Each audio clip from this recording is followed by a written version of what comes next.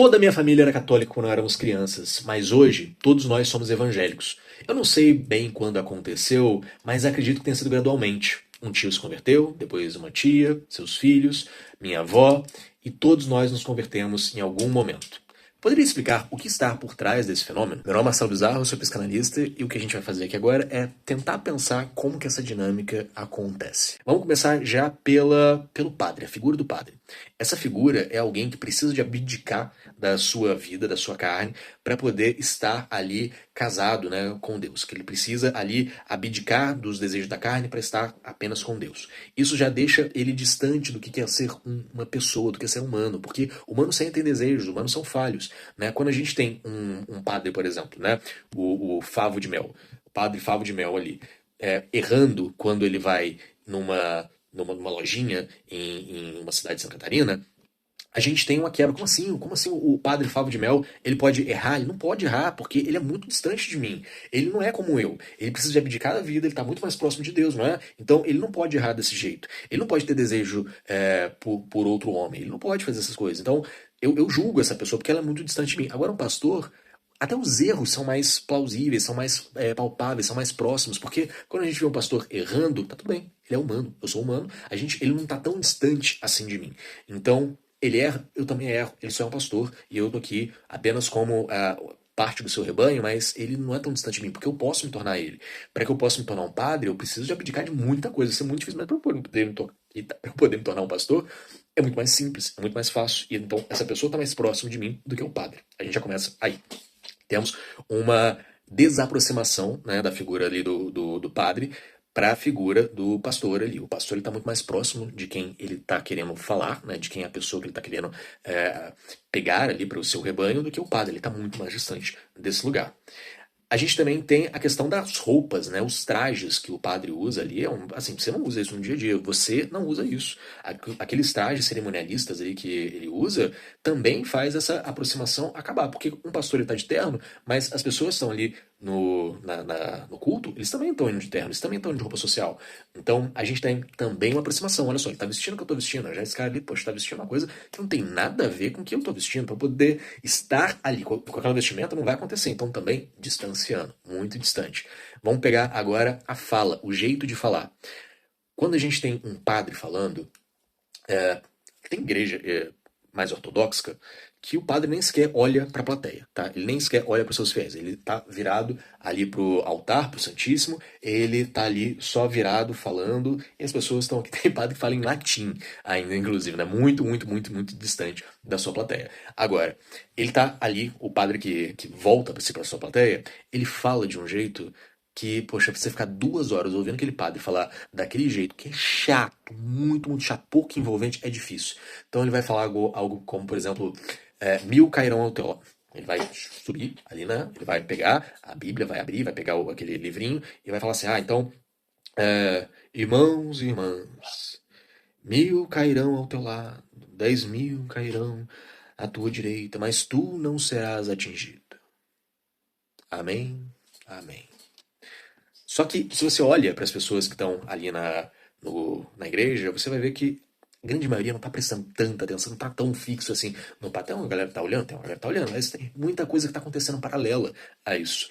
Porque é difícil você estar presente numa coisa que vai durar 2 horas e é chato pra caramba. Ainda mais num lugar hoje onde, poxa, como é que você consegue? Você consegue ficar 2 horas parado sem mexer no seu celular? Assistindo um filme. Imagina ficar 2 horas vendo um cara tão distante de você falar de um jeito tão chato, tão monótono. É chato, é difícil você acompanhar. Então, a Igreja Católica está perdendo bastante. Ou contrapartida, como é que é a Igreja Evangélica?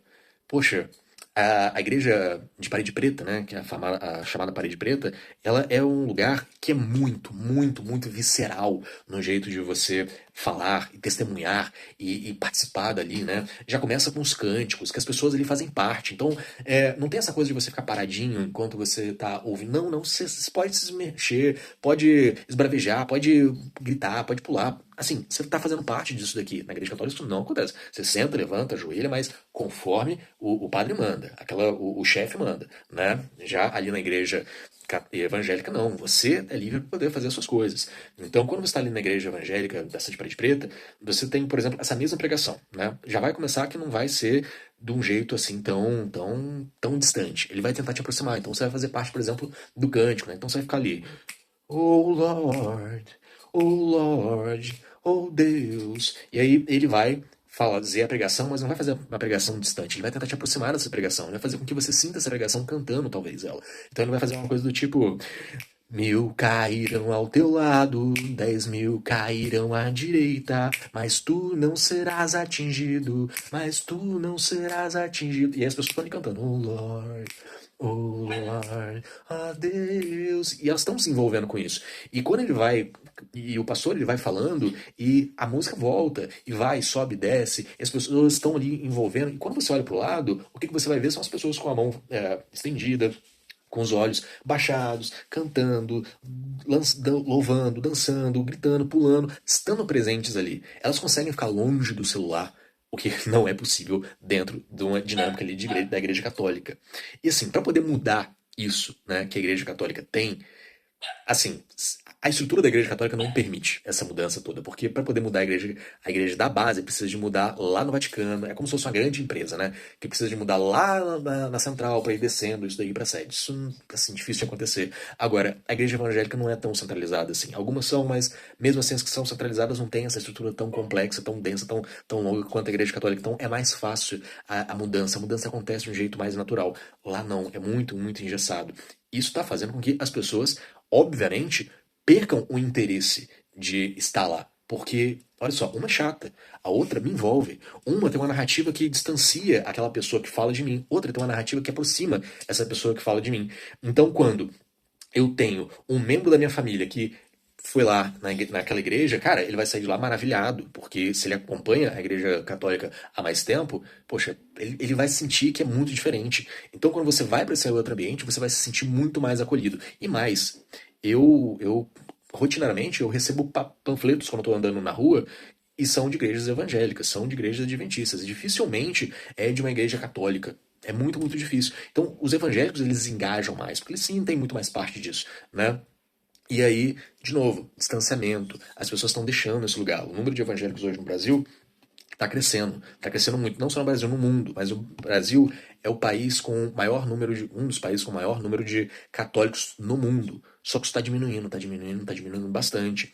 Então, toda essa falta de aproximação que a igreja tem, essa estrutura rígida, esse cerimonialismo que é muito mais, muito menos acolhedor do que a igreja evangélica, faz com que a ascensão da igreja evangélica aconteça de um jeito muito mais forte, muito mais visceral. É uma batalha perdida para os católicos, porque tá difícil, tá bem difícil, tá bem distante, a menos que mude essa estrutura para que um jeito mais acolhedor, assim dizemos, né? Um lugar onde dê vontade de você assistir, de você ver aquilo dali, vai ser difícil, porque, cara, olha só, meu celular chama muito mais atenção do que alguém falando de um jeito tão distante de mim por 2 horas. Vocês estão com uma briga muito grande com isso daqui. Então, assim, a narrativa de vocês está perdendo, porque o outro lado, né, a igreja evangélica, ela me traz, ela me aproxima, ela faz com que eu queira largar esse celular. A igreja católica, não sei.